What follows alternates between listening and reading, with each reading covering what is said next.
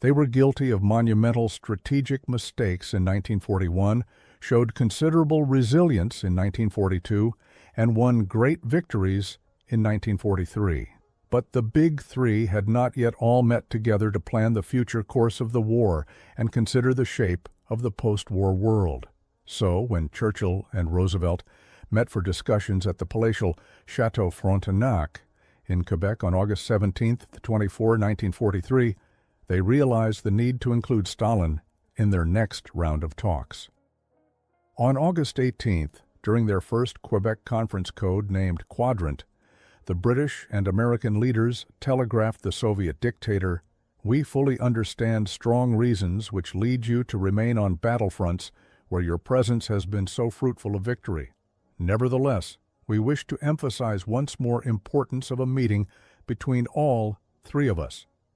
They suggested a conference in Fairbanks, Alaska, which was less than 600 miles from eastern Soviet territory. Replying to Roosevelt alone, Stalin agreed that such a meeting would positively be expedient and conceded, "I do not have any objections to the presence of Mr. Churchill at this meeting."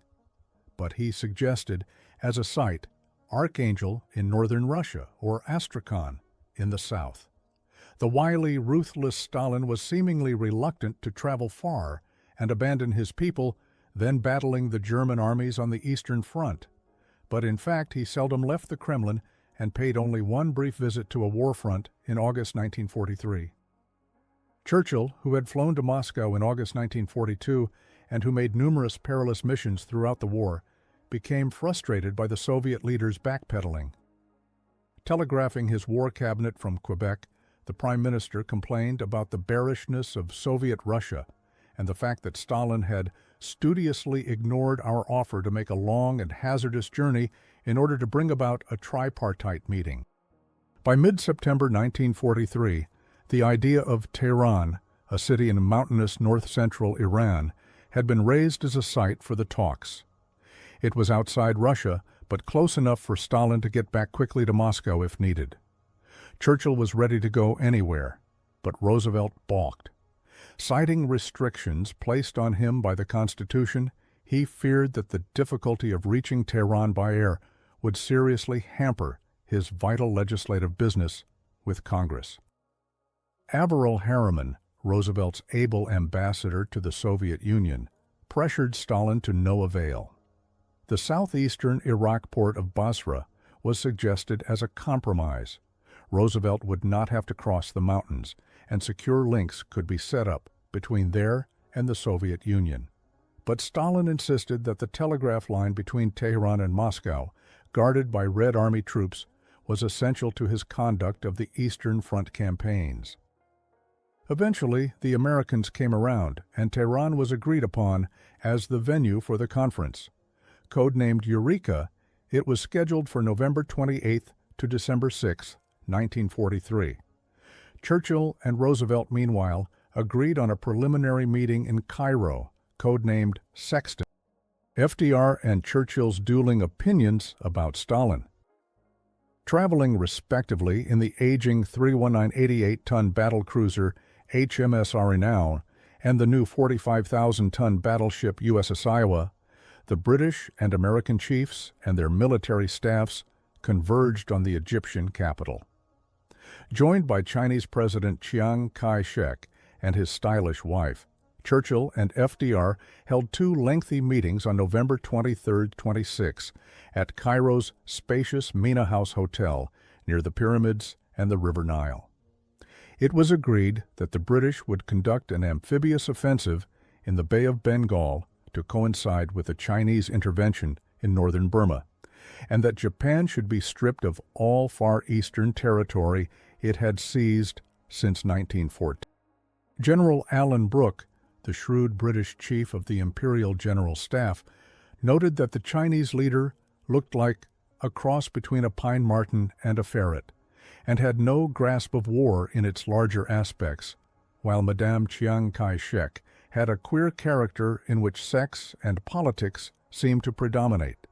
The likelihood of Turkey joining the war on the Allies' side was discussed in Cairo, while FDR informed Churchill that he was considering naming General Dwight D. Eisenhower to command the planned invasion of northern France.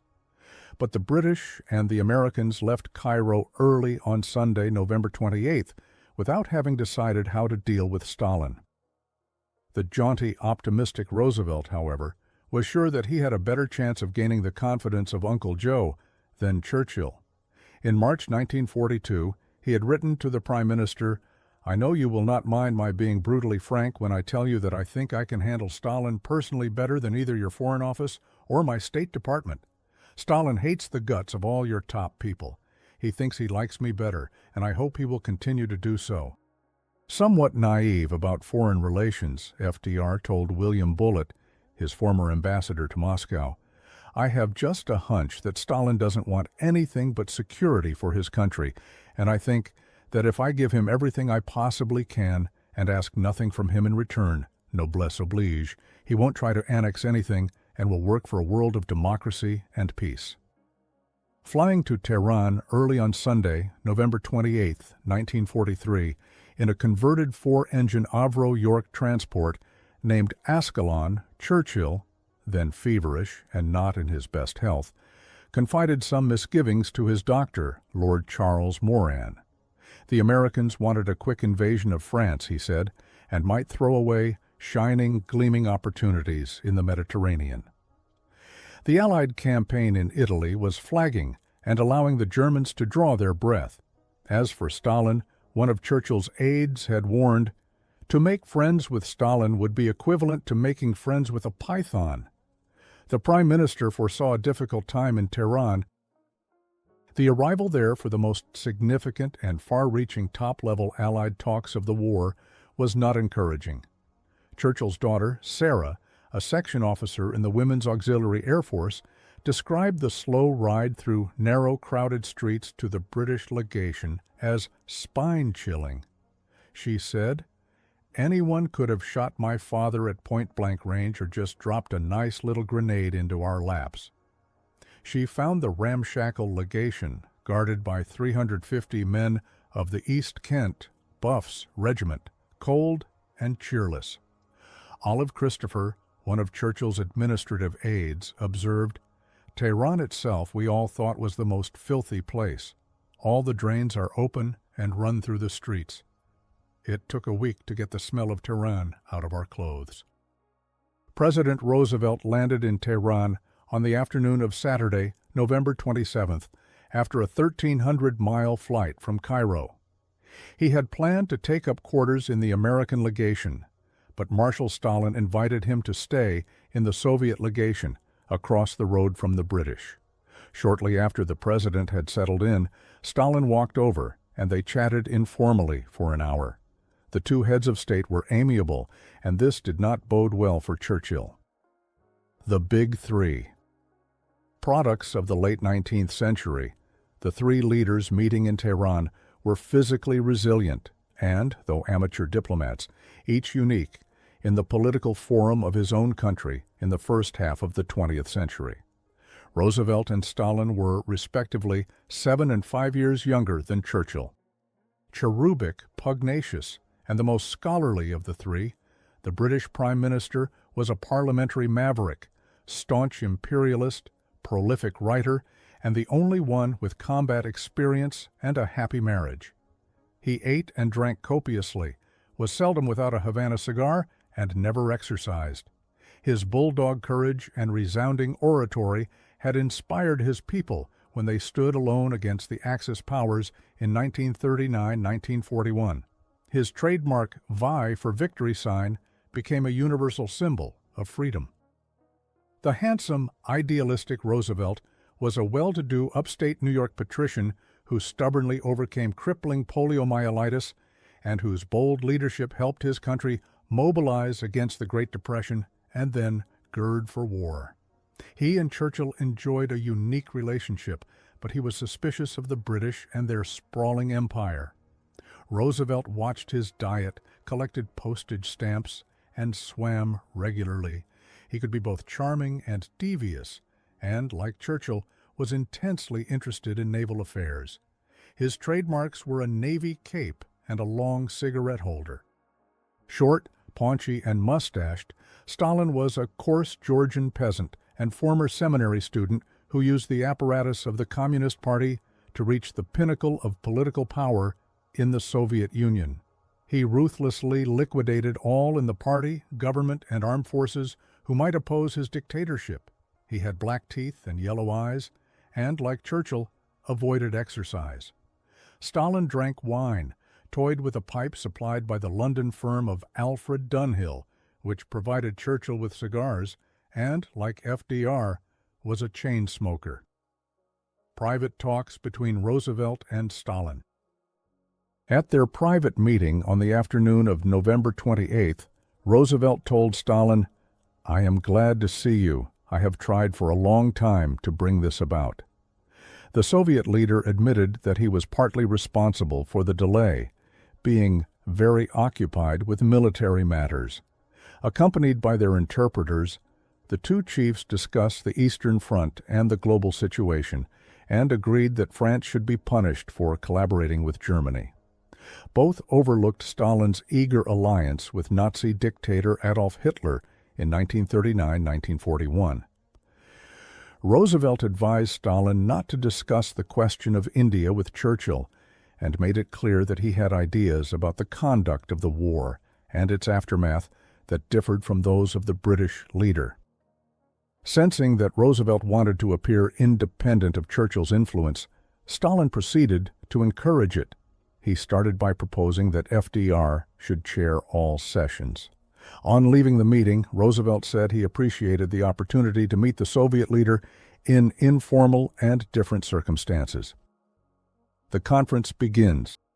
At 4 p.m. on November 28th, the three Allied leaders and their aides sat in the conference room of the Soviet embassy for their first plenary session. The meeting represented the greatest concentration of power that the world had ever seen, Churchill reported. For him, the Tehran talks were the last time he was able to confer with FDR and Stalin on equal terms. In more than 4 years of war, British manpower and resources had been severely strained.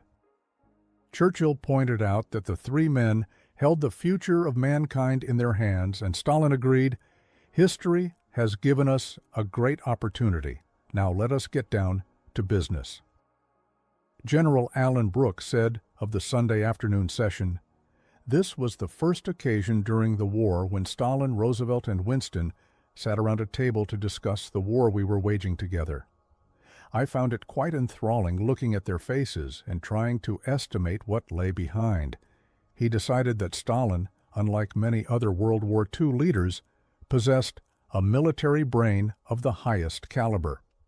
Alan Brooke said later, "Never once in any of his statements did he make any strategic error, nor did he ever fail to appreciate all the implications of a situation with a quick and unerring eye."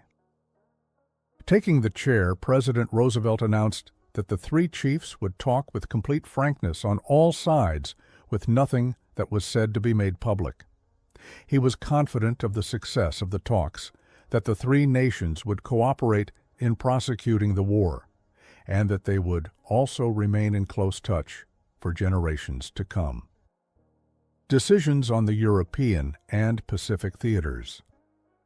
Roosevelt reported on operations in the Pacific Theater and stressed the American effort to keep China in the war, which did not interest Churchill and was opposed by Stalin. The Soviet dictator had excluded Chiang Kai-shek from the Tehran Conference. Turning to the European theater, Roosevelt explained that a shortage of sea transport, particularly landing craft, had prevented the setting of a date for Operation Overlord. At Quebec, he and Churchill had tentatively agreed on May 1, 1944, as the date for the invasion. Stalin and General George C. Marshall, chairman of the U.S. Joint Chiefs of Staff, had pressed for a second front as early as 1942. Stalin wanted pressure taken off his armies on the Eastern Front, while Marshall, though a brilliant organizer, was a flawed strategist. The necessary manpower, shipping, and other resources were simply not available in 1942 or even in 1943. Churchill, who reported experiencing nightmares of Allied bodies piled high on French beaches in a premature invasion, as shown in the ill-fated Dieppe raid, advocated an assault against the Balkans, the soft underbelly of Europe. For this, he was accused by Stalin and others of stalling and lacking conviction in Overlord. Harry Hopkins, the frail but tireless international security surrogate for both FDR and Churchill, vigorously opposed operations in the Balkans. The Prime Minister wanted Overlord launched only under the most favorable circumstances. He had served in the Western Front trenches during World War I, when a generation of British manhood was sacrificed, and he knew that his country could not endure another such bloodbath. During the first plenary session in Tehran, Stalin promised that once Germany was conquered, he would help Britain and America defeat Japan. He dismissed Italy and the Balkans as bases for launching assaults against Germany and agreed, "Northern France is still the best." He thus threw his support behind the U.S. Chiefs of Staff, much to their delight. Churchill stated that the North African and Italian campaigns were clearly secondary, but the best that could be managed in 1943. With the fall of Rome, he said, Allied troops would be available for use in a planned invasion of southern France, codenamed Operation Anvil. Interested only in the invasion of northern France, Stalin maintained that the dispersal of Allied forces in the Mediterranean area would not aid Overlord. He wanted the Normandy assault launched, and soon. Churchill returned to the question of drawing Turkey into the war, but FDR and Stalin offered no encouragement, and the session ended. Establishing the post-war order.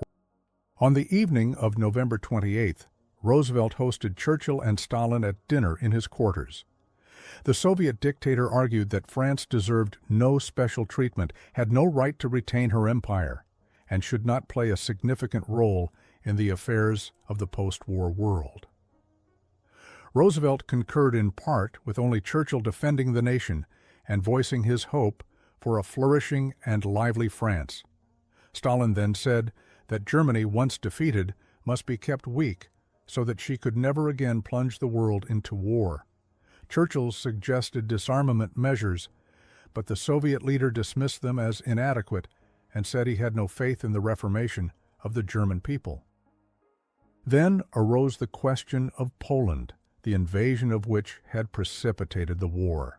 Stalin said he thought the Poles should have the Oder River for their western frontier, while Churchill proposed the Curzon Line as the post-war Soviet-Polish border, with Poland receiving territorial compensation from Germany. Named after Lord George Curzon, the British Foreign Secretary in 1920, the line was advocated at the 1919 Paris Peace Conference as the eastern boundary of Poland. When Roosevelt suggested international control of the approaches to the Baltic Sea, the Soviet leader declared curtly, "The Baltic states had, by an expression of the will of the people, voted to join the Soviet Union, and this question was not therefore one for discussion." After FDR went to bed, Churchill and Stalin again discussed post-war Germany. The latter suggested restraints on German industry, while the British leader said he believed that the German people could be re-educated within a generation. Stalin was pessimistic, but history would prove Churchill right. The Prime Minister stressed the British intention to re-establish a strong and independent Poland, and Stalin insisted that he did not want Poland, but would be satisfied with some German territory. On that note, they parted for the evening. The Four Policemen. Churchill asked for a private meeting with Roosevelt on the morning of November 29th, but it was refused because the president did not want to arouse Soviet suspicions. Instead, Roosevelt continued to meet privately with Stalin.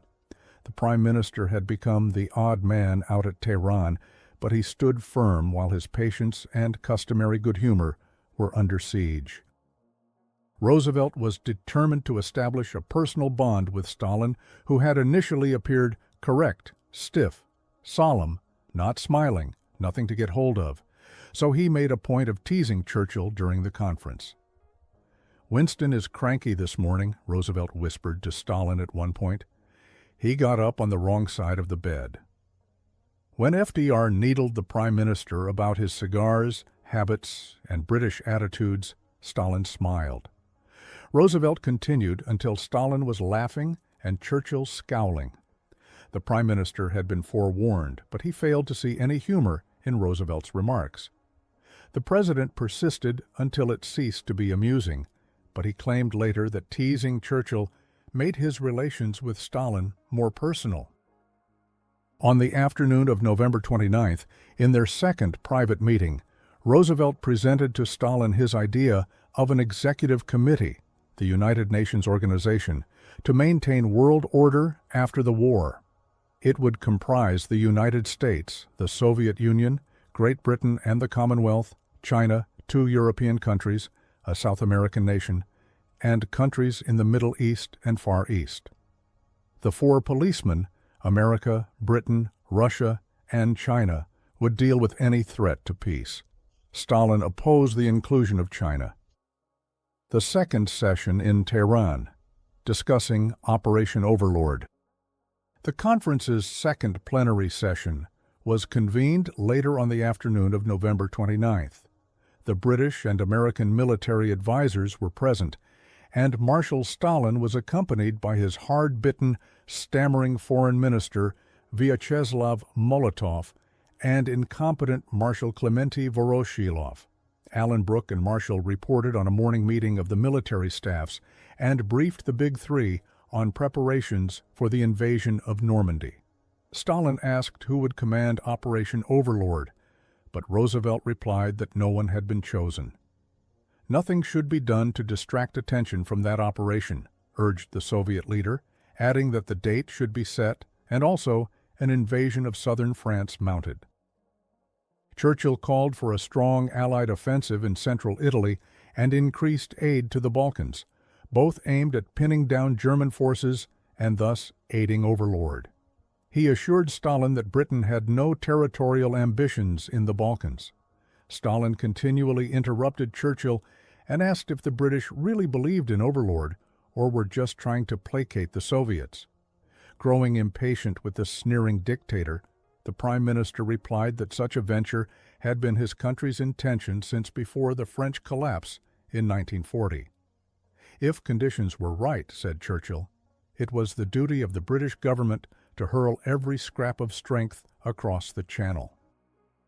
At 3:30 p.m. on November 29th, the British delegation went to the Soviet embassy to watch Churchill present the Sword of Stalingrad to Stalin. Forged in England, the ornate silver, gold, and crystal ceremonial sword represented a tribute to the steel-hearted people of Stalingrad and the climactic victory there, one of the turning points of 1942. After a speech, the Prime Minister gave the sword to Stalin in the name of King George VI. Stalin kissed it and handed it over to Marshal Voroshilov, who promptly dropped it out of its scabbard. General Alan Brooke reported that it was finally given to the commander of the Soviet Honor Guard and marched off securely. Stalin's joke. That evening, Stalin hosted Churchill and FDR at dinner. The Soviet leader taunted the Prime Minister over his dogged argument during the afternoon talks. Stout opposition was a new experience for the dictator. He inferred several times that Churchill nursed a secret affection for Germany and desired to see a soft peace. Stalin, who had liquidated millions of his own people in the 1930s, advocated that 5,000 German military officers be shot, and the humane Churchill was outraged. He protested the cold-blooded execution of soldiers who had fought for their country. While agreeing that war criminals would have to stand trial, he added, "I would rather be taken out into the garden here and now and be shot myself than sully my own and my country's honor by such infamy." Churchill's anger was not abated when Roosevelt tried to ease the tension by joking that only 49,000 officers needed to be executed. Although Foreign Secretary Anthony Eden hinted that Stalin and FDR were not being serious, Churchill left the dinner table and did not return until the Soviet leader clapped him on the shoulders and assured him that it had been a joke. The talks resumed. Stalin admitted that his Red Army had fought poorly against the gallant outnumbered Finns in the winter of 1939-1940, and that it had been woefully unready when the Germans invaded Russia on June 22, 1941. The dictator was to blame for this because he had purged 1,000 senior officers of the Red Army in 1938. Stalin said he favored increases in British strength in the Gibraltar area and suggested that America and Britain install more friendly governments in Spain and Portugal. When Churchill inquired about Soviet territorial ambitions, the Marshal replied, "There is no need to speak at the present time about any Soviet desires, but when the time comes, we will speak." Agreeing on a date for Overlord. On the following day, Tuesday, November 30th, the Prime Minister, disturbed by Roosevelt's refusal to confer with him privately, sought out Stalin to explain his stance on the delayed Second Front. He wanted to dispose of any idea that Churchill and the British staffs mean to stop Overlord if they can, because they want to invade the Balkans instead. He outlined British preparations for the massive cross-channel assault and offensives in Italy, and insisted that Mediterranean operations would draw German strength away from the north. Stressing the shortage of ships and landing craft, Churchill said he wanted some U.S. naval units detached from the Pacific theater. But, he noted, the Americans are very touchy about the Pacific. Stalin told the Prime Minister that the morale of the Red Army was greatly dependent on Overlord, and that once he knew the date, heavy blows would be inflicted on the Germans. At a lunch meeting that day, Roosevelt briefed his Allied colleagues on military recommendations.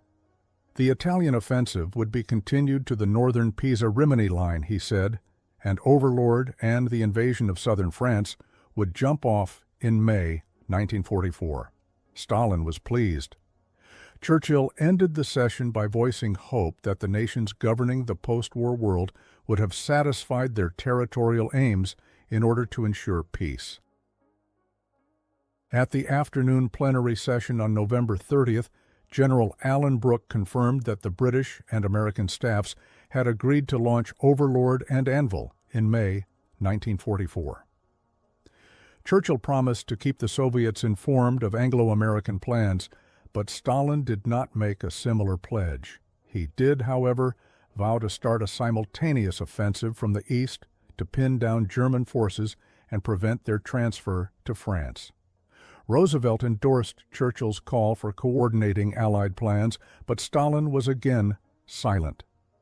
The president said he would name the Overlord commander within a few days after consulting Churchill. Eisenhower was appointed the following month. Churchill's 69th birthday.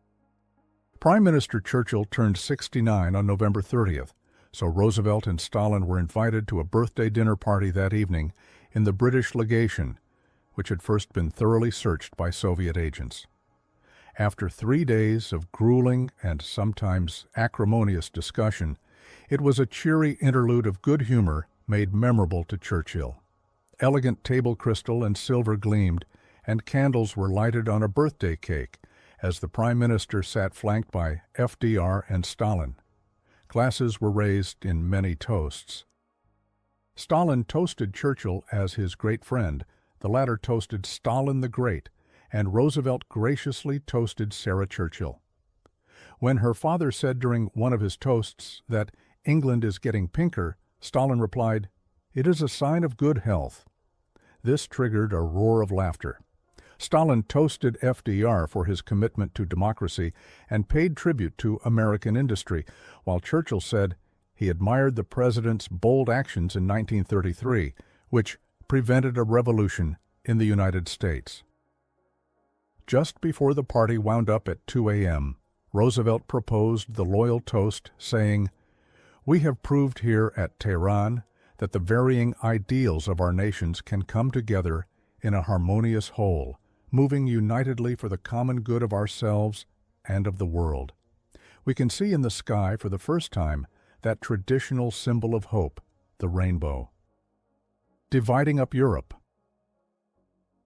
The three leaders gathered for a lunch conference on December 1st. Churchill again pressed the enlistment of Turkey in the Allied war effort, but FDR and Hopkins tried to dampen his enthusiasm, while Stalin said little.